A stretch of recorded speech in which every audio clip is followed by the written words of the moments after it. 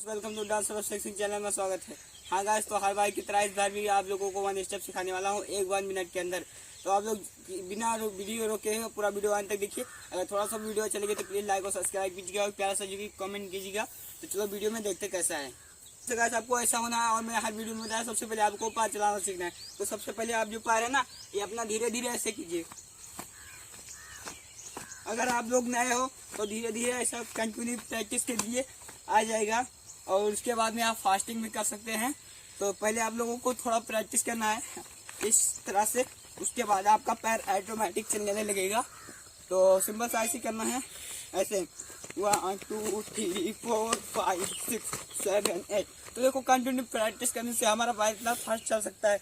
और इसके साथ में आप हाथ भी चलेगा, पैर तो आपका चलेगा, उसके हाथ में 1 2 3 4। तो आप लोगों को बहुत इजीली स्टेप है, आप लोग देखिए और समझिए कैसा है। 1 2 3 4 5 6 7 8। इसके साथ में हमारा हाथ भी चलेगा 1 2 3 4 5 एंड 6।